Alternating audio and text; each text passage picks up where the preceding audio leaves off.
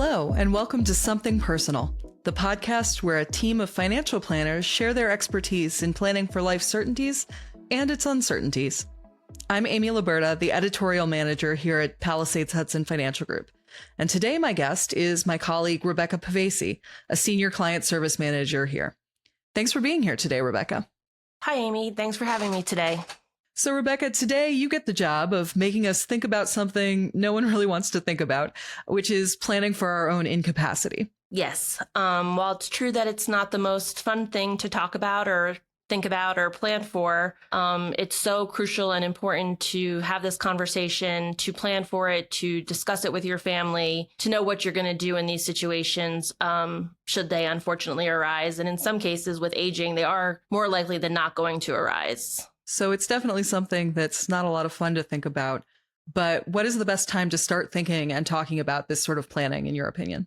Earlier is better. There's perfect planning and the planning that people actually do. The reality of it is you should think about these things and plan for them well ahead of the age where they are likely to happen. You need the documents in place for the situations where they could happen. That is actually where they're going to make the most difference. Think about things. There's estate planning that you do that you know it's going to happen, right? Everybody has a will. They know they're going to die. They know that they need to plan, or I should say most people do, not everyone does, have a plan in place for how their wealth is going to be distributed to their heirs, what they want their children to have. And there's also estate planning and financial planning that you should do for the things that could happen. Think the most obvious examples are why you choose guardians for your children, why you have term life insurance, that God forbid you were to die while your children were still minors, that you want someone to take care of them. You want to name that person. You don't want to leave it up to the courts. You have term life insurance because if you left a young spouse or a young family, you would need that money in place versus if you had saved your whole life and had set yourself up. Planning for incapacity can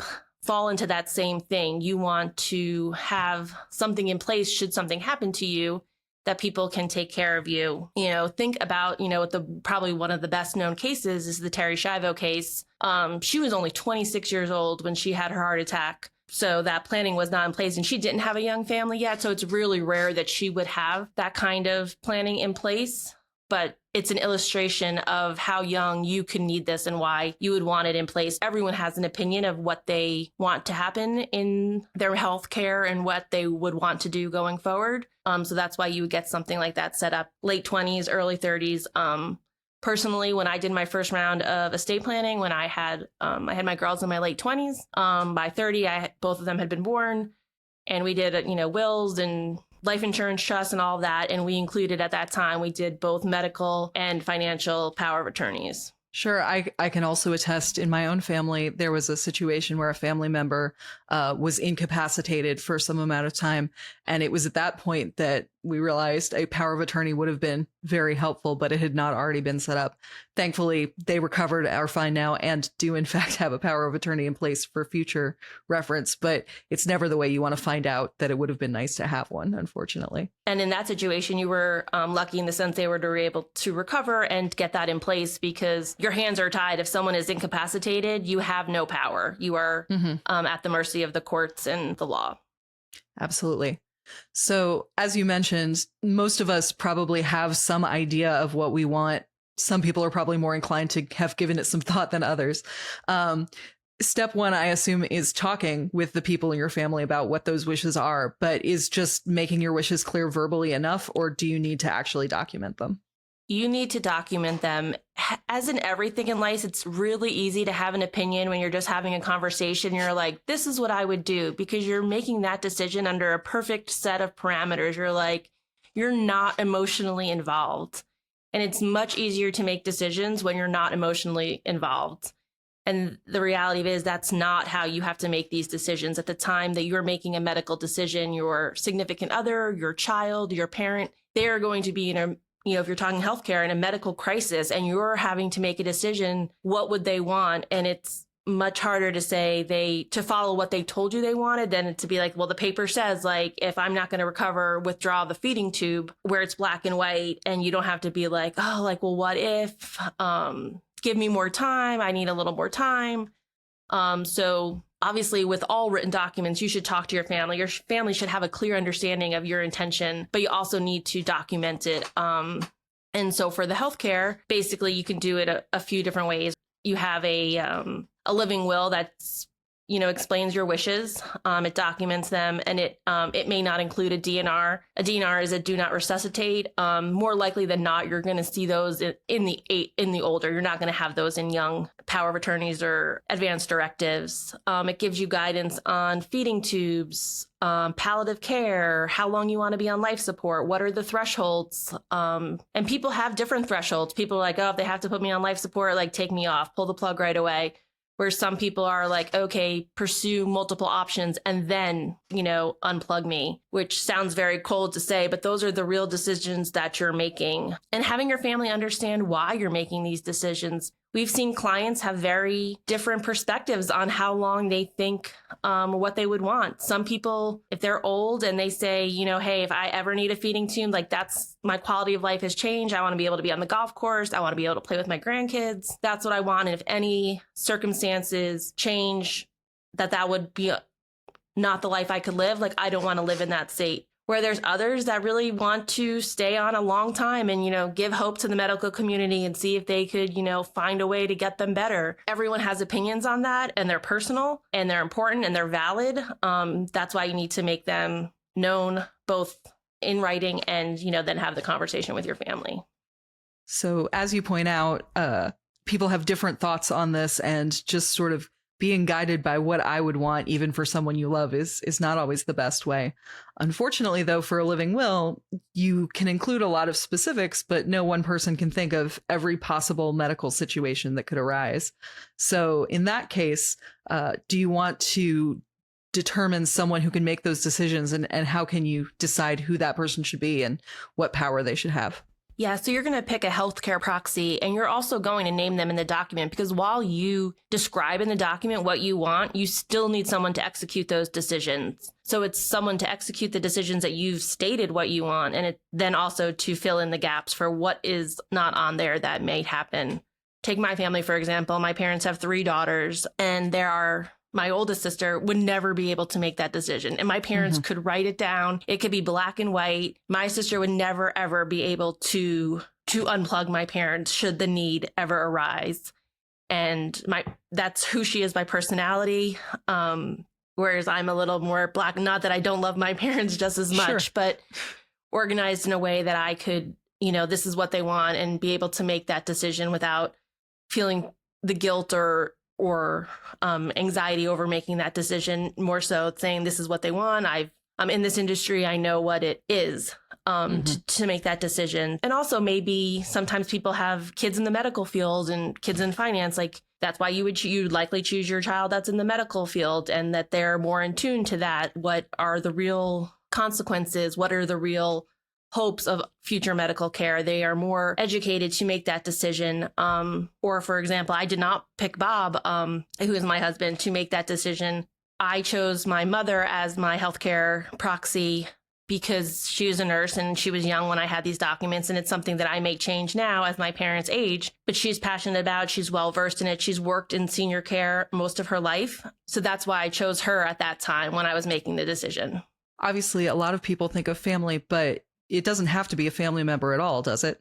It does not have to be a family member at all. It could be a friend. It could be, obviously it would be someone very important to you that knows you very well, but it does not have to be a family member. And it could be a more remote family member. It could be a cousin or an aunt or uncle. Like, it doesn't have to be an immediate line person. So if you hear people use the term medical power of attorney and healthcare proxy, are those two the same thing? They are the same thing. It's just different language. And what about compared to a legal power of attorney? How are those two different?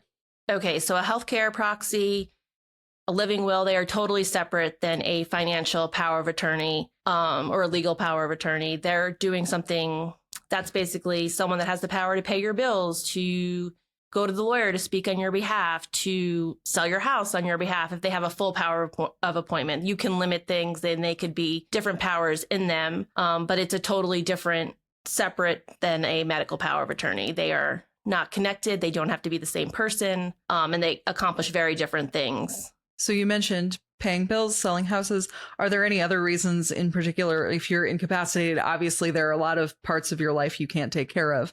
What sort of things are you expecting a legal or financial power of attorney to take care of for you?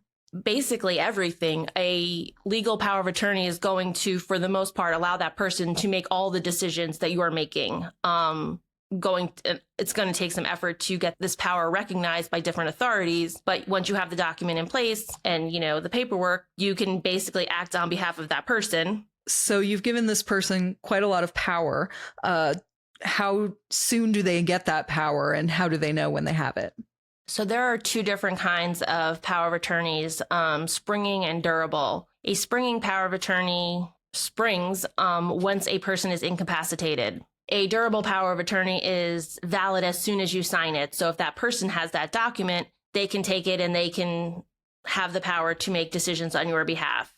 At that point, technically, whether you're incapacitated or not. So people think, well, get a springing because I only want it to be used when I'm incapacitated. That is not what people recommend, and this is why. It is very hard and very unclear to determine when a person is incapacitated. So you may have an aging parent who can't make these decisions anymore, and you go to the bank and you said, here, they're incapacitated. I'm the power of attorney. Can we do this? And the bank is going to say, no, this does not valid. They're not deemed incapacitated. You need proof from a doctor. Doctors are sometimes hesitant. Sometimes you need two doctors. So it's a process. And at that point, you want to move forward with something typically, right? You're trying to use it. You have acted on this, and now you are at the mercy of getting someone to agree with you that your parents are incapacitated and you want to use this document. A durable power of attorney gives person that same power initially. And so with a durable power, you can just let the person know. You could be like, hey, I have a power of attorney. I've named you as the agent. It's in my office in my bottom drawer. Should you ever need it, or if I think you need to do something, I'll let you know. Come grab it and you can do it. You have control over when that person has access. And obviously, this is a person you trust, so you're not worried they're going to then go sneak into your office and take your power of attorney. Right. And I imagine there are also a lot of conditions where incapacity is not an on-off switch, even for you, the person who has the power of attorney, right? So if someone has Alzheimer's or some other progressive disease, it's easier to say, oh, I'm going to go ahead and take care of your bills for you while, without actually litigating, okay, what is the moment in time that you've gone from capable to incapable? Even in addition to that, not only, it's also, you could end up in a situation where someone's in an accident and there is a very short time in which they're incapacitated, but they can't handle things. So you could use it during that time. As for the non-black and white situation where a parent is like, hey, I am still capable of making these decisions and I want to, but I want help. Mm-hmm. Sometimes parents just get fatigued, or as people age, they just don't care as much, or they don't want to exert as much effort into taking care of the mundane things, for bill paying and stuff like that. You could use the power of appointment, or you could hire a company if arrange a setup. But there's other things that you can't hire out that you're going to need an agent for. And that's really a conversation and saying, hey, mom and dad, I can take care of this for you, but I'm not going to, sell your house without your permission. And it kind of becomes organic of how it generates and, but that's, it's in place for those situations. And while it's not black and white, you usually see how that progresses. So you've set up a durable power of attorney with someone you trust. You've talked to them sort of about your plans for how you're picturing them using it, the kind of things it'll cover. You mentioned telling them it was in a desk drawer somewhere in your home. Do you recommend keeping it in your home, any place in particular, any do's or don'ts for where that durable power of attorney goes? I recommend keeping it in your home in a safe spot. I mean, that could be in a safe in your own home. What you don't want to do is keep it, for example, in a safe deposit box, because that becomes a circular problem because you then need the power of attorney to access the safe deposit box, which you can't get to. So it would be a lot of red tape and a hassle. So you just want to keep it somewhere where they can access it, or even have a copy of with your attorney. And once they need it, they can call the attorney and say, hey, my mom needs me to, use the power of attorney. Can I get a copy? And then typically that can be verified, or that's a way to get a copy as well. But I do recommend keeping a copy somewhere safely in your home. So that circles us sort of back to an earlier thing we were talking about, which is when you should set up these kind of documents. It sounds like obviously some people might have some hesitation with durable power of attorney because of the leeway it gives, but assuming you've picked someone you trust implicitly, how soon should you set this sort of thing up? I recommend young. Once you start working and you have assets, if you're not married with children, that's a reason you're going to have something's going to have to happen to those should something happen to you. So you're going to want something in place, someone to make those decisions. And then certainly as a young family or someone that's married, you want to have these documents in place. So it could be, your mid-20s could be as early as you need these things. You very rarely see young people deal with financial planning. The biggest trigger is children because does become important to parents to choose guardians. So that is usually an impetus to make other decisions. When you're doing it, you'll kind of make all the decisions at one time. But don't let having children be the only thing that lets a young person get these documents in place. Sure. We mentioned Terry Shiva, which is obviously an outlier, but you do never know what can happen. So a note to any 25-year-olds listening to the podcast. Yes. And for the young people, also get disability insurance. Young people need to look at disability insurance because they think, oh, if something happens to me, I don't need life insurance. I don't need these other things because I don't have a family. I don't have anything to take care of. You need to consider what happens if you don't have the rest of your working life ahead of you, but you still need to live. That's what disability insurance covers. It covers the loss of income while you are still living, right? There's certain ways you could become disabled that would allow you to continue to be employed, but will they let you be employed at the level of which you're currently employed or not employed at all? So disability insurance, if a young person is going to make any kind of financial planning decision, that's what they should get. They should get disability insurance because that's where they're most likely to see the need. So circling back to maybe some of our older listeners, or not, as we just discussed, if you're thinking about incapacity, we've talked about a living will, we've talked about a legal power of attorney. What other sort of ducks do you want to get in a row when you're thinking about this sort of planning? You just want your family to know your wishes. You want to know what's going to happen should something happen to me. How am I going to live? Where do I want to live? Do I want to age in place? Do I want to have planning for an assisted living?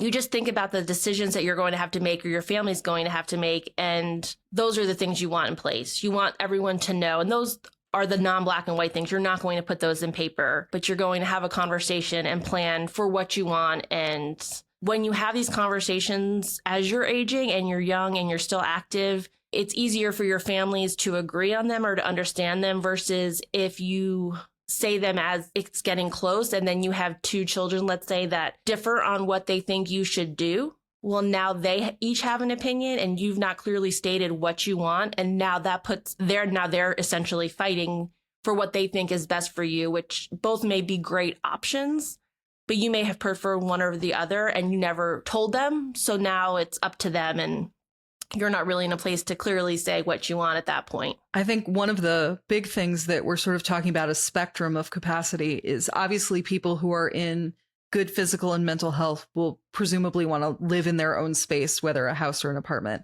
And people who need full-time intensive care often will end up in some sort of facility like a nursing home that offers that full suite of medical attendance.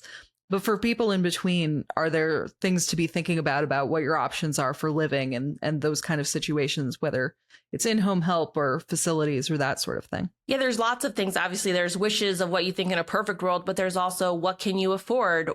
How helpful your children can be, because it's one thing to say you want to stay at home. You can afford some in-care home, but you're going to need your children to basically step up and help you. If they don't have the time or the desire or the ability to do it, then that's not a viable option. So there's a broad spectrum and you need to make sure that what you choose is actually a feasible option. As a financial planner, if you're talking to a client who wants to make sure that there's resources available to support the choice they want to make, what sort of things would you advise them for that setup? That's something that starts young, right? As you're saving and you're managing your wealth and you're investing. And those are choices that people make, right? Should I give this money to my kids or should I keep this money? Well, what are the options? What have you saved for? Do you have long-term care insurance?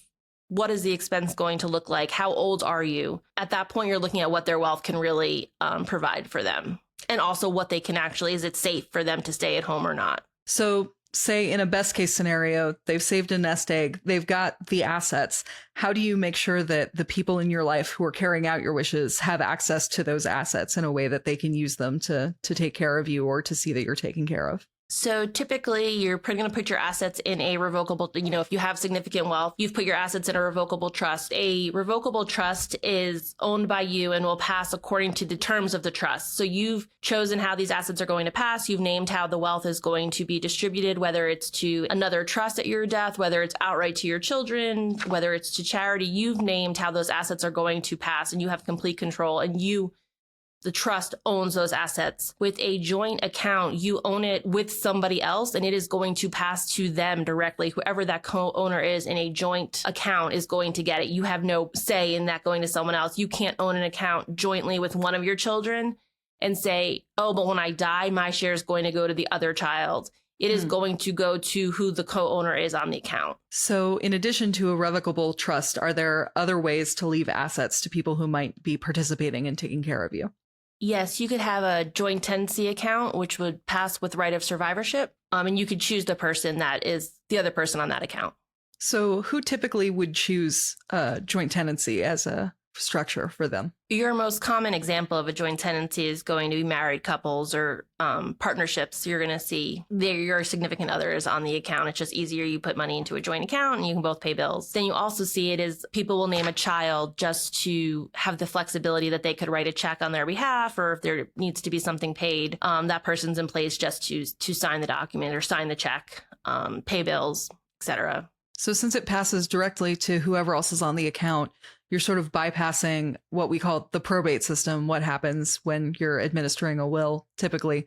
Do people often just do that to avoid probate outright, or is that sort of a secondary thought? Certainly with a joint account, that's just a secondary thought. It's really in place just to have a option for someone to write the check.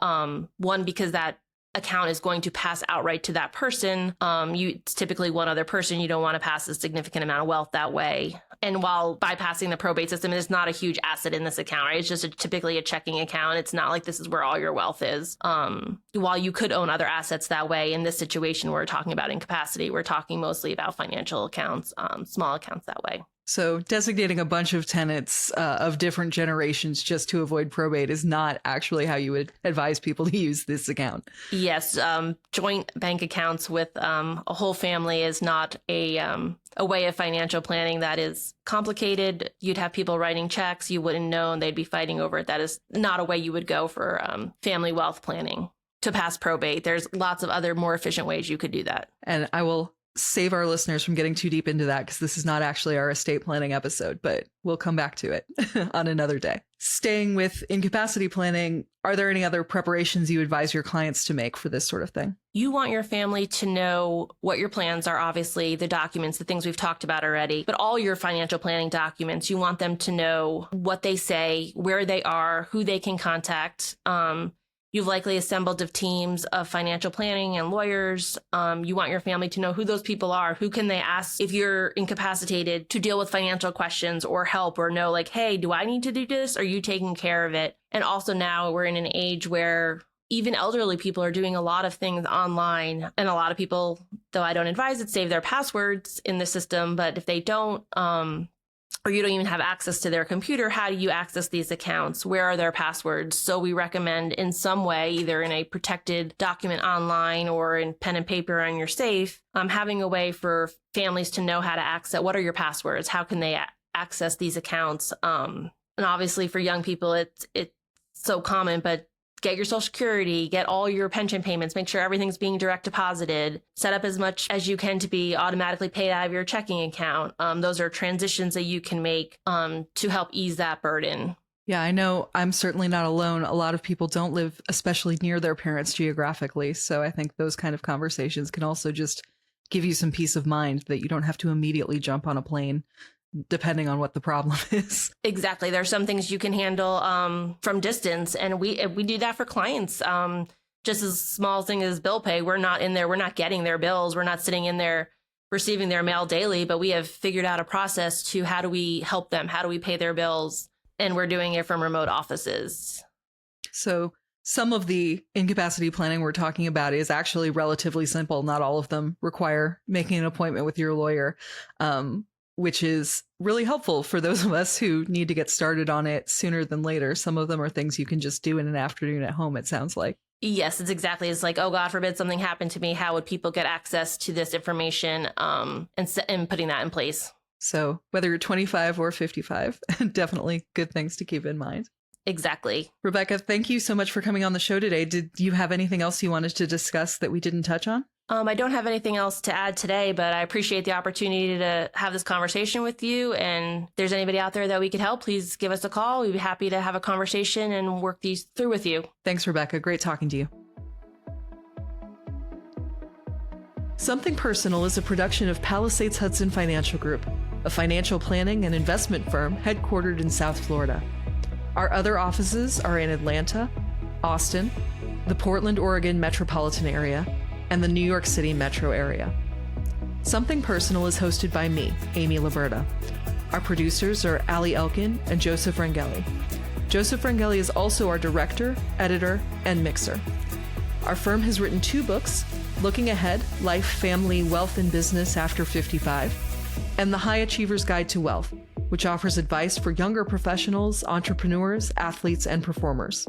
Both books are available on Amazon in paperback and as ebooks.